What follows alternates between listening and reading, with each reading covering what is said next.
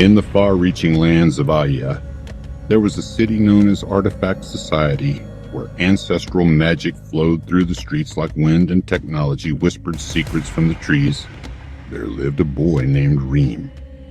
He was small, kind-eyed, and wore simple, tattered clothing.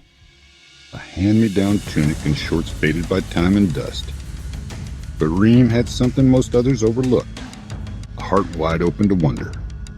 One quiet morning, while exploring the old village outskirts, Reem stumbled into a crater carved long ago by a falling star. There, embedded in the earth like a promise, was a spear shimmering with red and gold tribal engravings. As his fingers wrapped around its shaft, light surged from the weapon. In an instant, his tattered clothes transformed. He now wore a refined African-style t-shirt, rich with tribal patterns, and a bold red arrow on his back. Claw marks etched across the front glowed with faint ember light. His shorts matched, precise and elegant.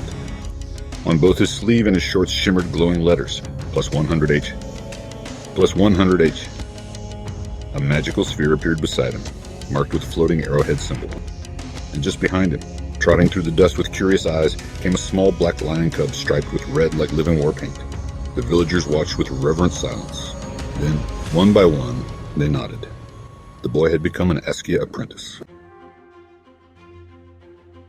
Years passed. Reem grew and still wore his Askia Artifact Apprentice clothing as a symbol of humility, and the cub also grew, now an agile adolescent lion with sparks of pride in its eyes. On a market path one day, Reem heard shouts of panic. A man lay crushed beneath a fallen stone, his cries muffled by the weight. Without hesitation, Reem ran to him. He dropped to his knees and prayed quietly. God, grant me strength, not for glory, but to help another. The wind stilled. Time hushed. Then power surged through him. Reem stood, gripped the boulder, and with a roar of faith and fire, lifted it from the man's body. Cheers rose around him like a holy choir. His clothing shifted again, shimmering midair. Now he wore a black and gray marbled sweatsuit, hoodie and pants woven with glowing seams. On the back, a large red arrowhead crossed by two bold battle axes. On his chest, a silver-embroidered snake bite curled with mystic design. On his limbs appeared new runes, plus 100R. He was no longer a boy. He was an Askia knight. The lion by his side matched his energy, sleek and powerful. An adolescent, but formidable. Reem, now a young man, still wore his Askia knight sweatsuit as a badge of service and memory. But his journey wasn't over.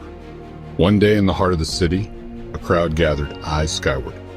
There, an ancient puzzle hovered in the sky, an ever-shifting constellation of runes, patterns, and riddles.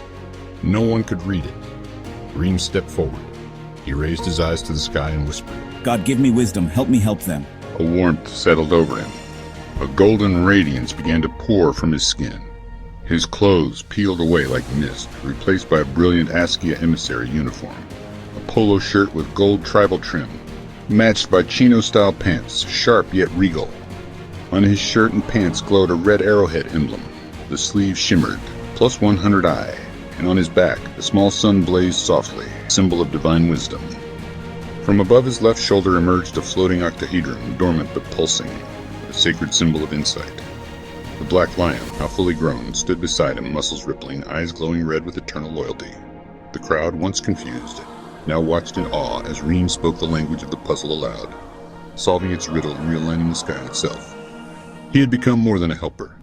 He had become an Askia emissary. Reem stood tall, his lion beside him, the arrowhead symbol shining not just on his garments but in his spirit.